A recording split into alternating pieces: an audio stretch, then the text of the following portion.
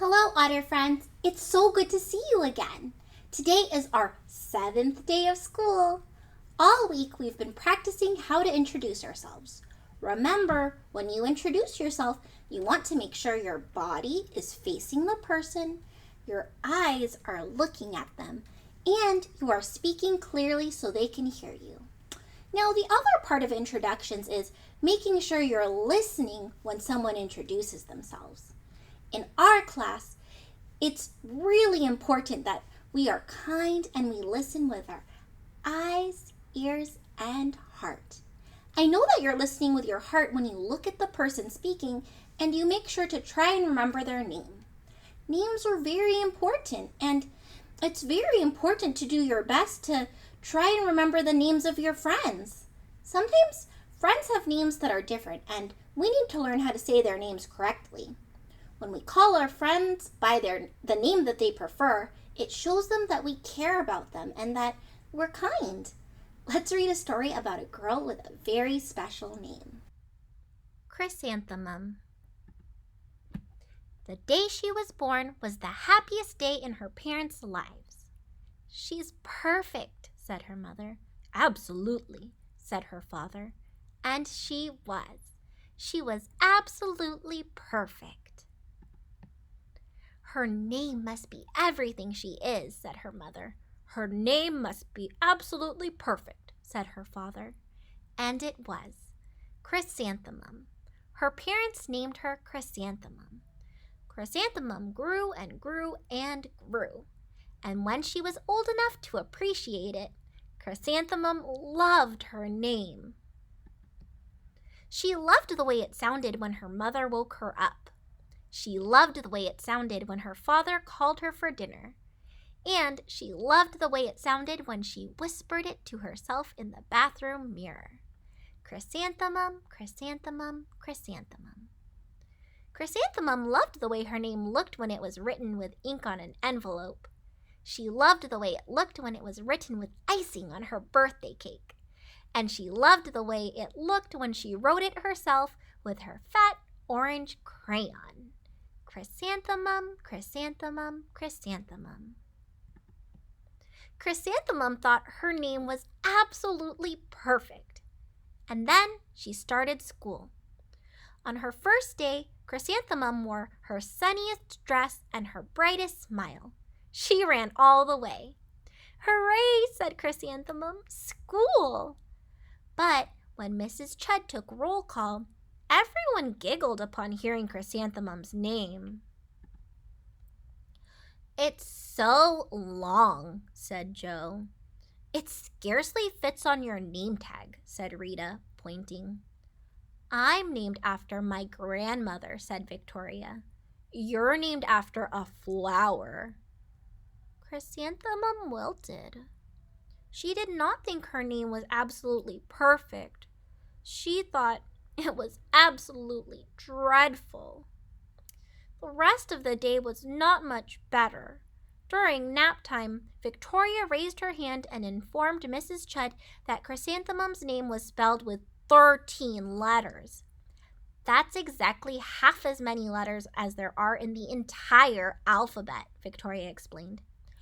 "Thank you for sharing that with us, Victoria," said Mrs. Chud. "Now put your head down." "If I had a name like yours, I'd change it," Victoria said, as the students lined up to go home. "I wish I could," thought Chrysanthemum miserably. "Welcome home," said her mother. "Welcome home," said her father. "School is no place for me," said Chrysanthemum. "My name is too long. It scarcely fits on my name tag, and I'm named after a flower." "Oh, psh," said her mother. "Your name is beautiful." "And precious and priceless and fascinating and winsome," said her father. "It's everything you are," said her mother. "Absolutely perfect," said her father. Chrysanthemum felt much better after her favorite dinner, macaroni and cheese with ketchup, and an evening filled with hugs and kisses and parcheesi. That night, Chrysanthemum dreamed that her name was Jane. It was an extremely pleasant dream. The next morning, Chrysanthemum wore her most comfortable jumper. She walked to school as slowly as she could, and she dragged her feet in the dirt. Chrysanthemum, chrysanthemum, chrysanthemum, she wrote. She even looks like a flower, said Victoria as Chrysanthemum entered the playground. Let's pick her, said Rita, pointing. Let's smell her, said Joe. Chrysanthemum wilted. She did not think her name was absolutely perfect. She thought it was absolutely dreadful. The rest of the day was not much better. During nap time, Victoria raised her hand and said, A chrysanthemum is a flower. It lives in a garden with worms and other dirty things. Thank you for sharing that with us, Victoria, said Mrs. Chudd. Now put your head down. I just cannot believe your name, Victoria said as the students lined up to go home. Neither can I, thought Chrysanthemum miserably. Welcome home, said her mother. Welcome home, said her father. School is no place for me, said Chrysanthemum. They said I even look like a flower. They pretended to pick me and smell me. Oh, psh, said her mother. They're just jealous. And envious and begrudging and discontented and jaundiced, said her father. Who wouldn't be jealous of a name like yours, said her mother. After all, it's absolutely perfect, said her father. Chrysanthemum felt a trifle better after her favorite dessert, chocolate cake with buttercream frosting, and another evening filled with hugs and kisses and parcheesi. That night, Chrysanthemum dreamed that she really was a chrysanthemum. She sprouted leaves and petals. Victoria picked and plucked the leaves and petals one by one until there was nothing left but a scrawny stem. It was the worst nightmare of Chrysanthemum's life. Chrysanthemum wore her outfit with 7 pockets the next morning. She loaded the pockets with her most prized possessions and her good luck charms. Chrysanthemum took the longest route possible to school. She stopped and stared at each and every flower. Chrysanthemum, chrysanthemum, chrysanthemum, the flowers seemed to say. That morning, the students were introduced to Mrs. Twinkle, the music teacher. Her voice was like something out of a dream, as was everything else about her. The students were speechless.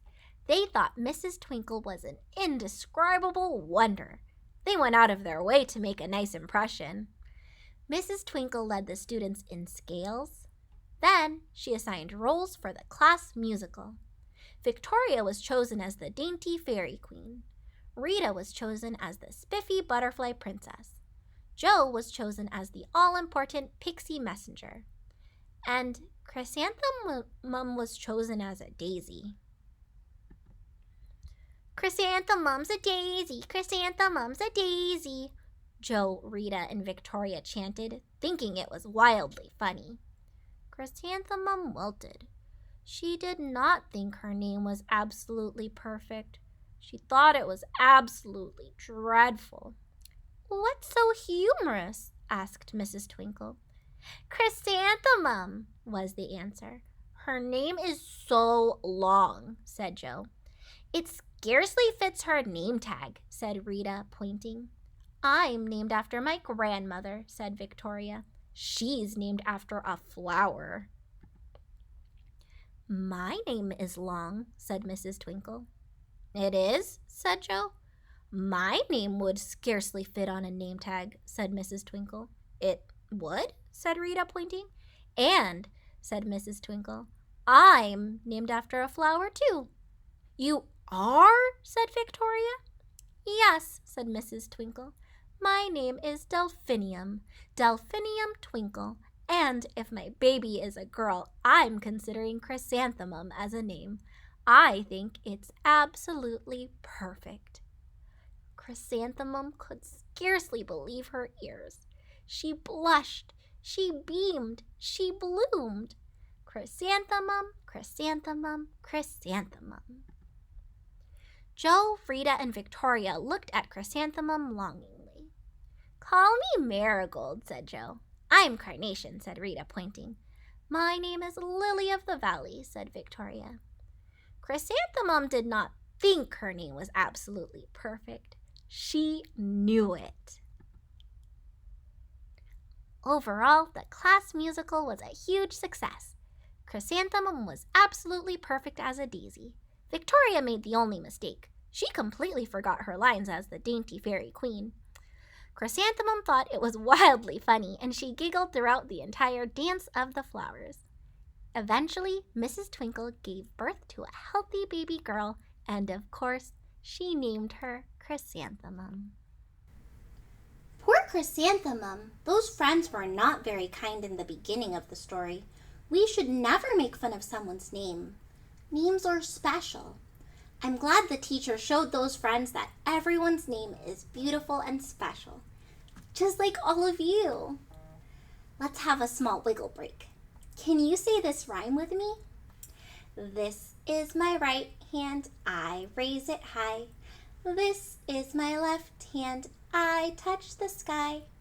Right hand, left hand, roll them around. Left hand, right hand, pound, pound, pound. Great job, friends. Now, I know that school looks a little different right now and we're doing our learning at home, but it's still important to respect and take care of things at home, as well as our school supplies. Our school has sent home some different learning materials for you, and it's very important to take good care of those things so that they last. In fact, I have the perfect story about how we can respect and take care of things. I hope you enjoy it. Respect and take care of things. I'm learning to take care of myself and things around me. I show respect when I take care of things. After I use something, I put it where it belongs. Everything has a place. When I put things away, the room looks neat. It feels comfortable. And it's safe when I keep things off the floor. I can play with one thing at a time. After I use something, I can put it where it goes. Then we'll all know where to find it. I can help take care of things I use with others and things that someone else used. It can be fast and fun when we all help. Some things need special care. I can wash my hands and use things gently. That way they won't get dirty or broken. I can use things a long time and use only what I need. Things last longer when I don't waste. I need to wait until I'm older to use some things. I can use other things safely when I'm careful or when someone older helps me. I can respect things around me too. Wherever I go, I can leave things the way I found them or better.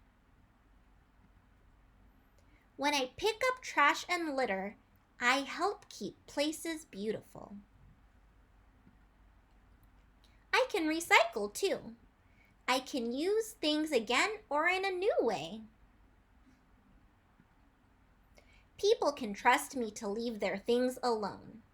When I want to use something, I can ask permission. If the person says it's okay, I'll be very careful. I show respect for people when I respect their things. Some things are private, just for one person. I show that I'm responsible when I leave those things alone. She knows those things aren't hers. I can take good care of things I use and respect all things around me. When I do, everyone can enjoy them. I sure hope you learned a lot about how to respect and take care of things. I think we're ready to practice our new alphabet song again. Let's sing our alphabet song. We'll do it slowly first. A, B, C, D, E, F, G, H, I, J, K, L, M, N, O, P, Q, R, S, T, U, V, W, X, Y, Z. Now I never will forget how to say my alphabet. All right, friends, let's try that one more time. A, B, C, D, E, F, G, H, I, J, K, L, M, N, O, P, Q, R, S, T, U, V, W, X, Y, Z. Now I never will forget how to say my alphabet. Wow, you're getting really good at singing our alphabet song. I hope you teach other people how to sing it too. This week, we've been learning how to make friends and how to be a friend. Learning how to be a friend is a big job and it takes a lot of practice. There are different ways you can be a friend to someone, and it doesn't always have to be with your words. Your actions, the things you do, are very important when it comes to being a friend. Let's read about some friends that don't need words to show that they care. Be a friend.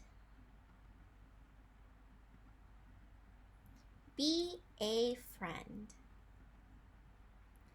Dennis was an ordinary boy who expressed himself in extraordinary ways. Everyone called him Mime Boy. Dennis didn't speak a word. He would only act in scenes.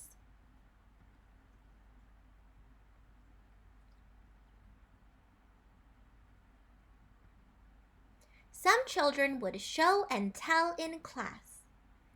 Dennis would mime instead. He's an egg, a caterpillar, a chrysalis, and then a butterfly. Some children liked to climb a tree. Dennis was happy to be a tree. But even trees get lonely sometimes.